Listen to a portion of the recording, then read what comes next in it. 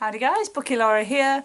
Now a little while ago, probably longer ago than I should admit, I was tagged by Wild Book Garden to do the Beauty and the Beast tag. Now if you haven't already, you should go and check out her video of this because she's dressed up in an awesome like Belle themed costume thing and it's just really cool to check out. So do go and look at that. I'll try and remember to link her video below and the original video, which is by somebody I don't know. So anyway, I don't do a lot of tag videos, but when I'm tagged I do try to, so this is my Beauty and the Beast tag. So number 1, oh what a guy, Gaston. A villain you can't help but love. Now for me, this was a really easy question to answer. It's a question that I give the same answer, or similar themed in terms of villains. I don't know if he counts as a villain, but I always say Joe Goldberg from You by Caroline Kepnes. It's the most conflicted I've ever been when I read a book. The only time I've ever fallen in love with somebody who is inherently bad. And given my strong feelings about romance in books, that says a lot. Moving on. The second one is, here's where she meets Prince Charming, your OTP. Now from what I understand, OTP means one true pairing.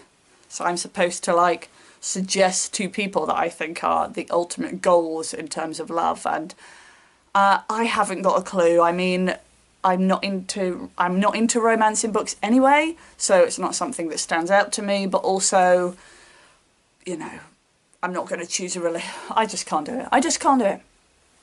So number 3, moving on. I want much more than this provincial life, a character who's destined for greater things. I'm not good at tag videos because I have a really shoddy memory of books, but for me, when I read this I was thinking about characters and straight away I went to Hermione, because for me Hermione in Harry Potter has always been a character who's kind of like a side character, but the best side character ever. She's got so much potential, so much, and I think even after the book's end you can see how she would go on to be kind of in an Emma Watson way. She would go on to be this awesome strong woman who'd stand up for all sorts of things. And number 4, Be Our Guest, a book that made you hungry. I mean, I don't think I've ever read the book that's made me particularly hungry, but then equally I do like to eat when I read, so all books maybe? Number 5, Beauty and the Beast, opposites attract. Now again, I'm assuming that I'm supposed to sort of suggest a relationship where it's got like, oh, they're different and look how well they go together, but I'm not going to do that. Because I don't dig romance in books, I just don't get it. And if you have a romance book you think will change my mind, feel free to share it. I'd be up for that challenge. But I did go with a friendship that I'd read about. I love reading about friendships in books. I feel that they're so much more believable and realistic and relatable than romance. And I read a book called The Boy with One Name last year, the end of last year, which I absolutely adored. It's middle grade, and the friendship between the main character, Jones, who is a monster hunter and doesn't want to be one, and Ruby, the character who is not a monster hunter but wants to be one, is just incredible. And I love the fact that it really felt realistic. Like at the start they did each other's head in, but gradually they got to build a really strong friendship, and it felt believable. When I'm repeating that back it sounds ridiculous, but anyway. Question 6, but there's something in him that I simply didn't see, a character who's more than they appear. Again, I found this difficult because I have a terrible memory for books, especially non-significant characters, and I think often main characters already have done that. They've already gone through that process of being insignificant, but look how much they've changed, or look at these super skills you didn't know they had. And side characters don't. But I went with the Baron from Dune, I think, because on the face of it, when you first are introduced to him, he's just this big, fat baddie. And literally it talks about how fat he is all the time. That's not just me being fattest. But then as the book carries on and you get to know him, you realise that although he comes across as a bumbling fool who's making decisions based on his testosterone, actually he's much more in control of what's going on than first appears, and I really like that. In a sort of baddie way. I mean, you know, he's doing it for evil. Question 7, I was innocent and certain, now I'm wiser but unsure, a book that changed you in some way. I'm going with a book that I read quite recently. I don't think books typically change me, but when I like books that sort of change your outlook, make you think a bit differently. And recently I read The Humans by Matt Haig. You can check out my mini review of it, but basically it's about an alien on Earth, and he's so baffled by all the things that humans do, and he doesn't understand them. He doesn't understand why humans look at sunsets, or why humans fall in love, or why humans care about each other. And looking at it from his point of view really made me sort of appreciate the finer things in life and appreciate all of those things. So I always think that is a sign of a really good book, when it makes you approach life differently, and it definitely did that for me.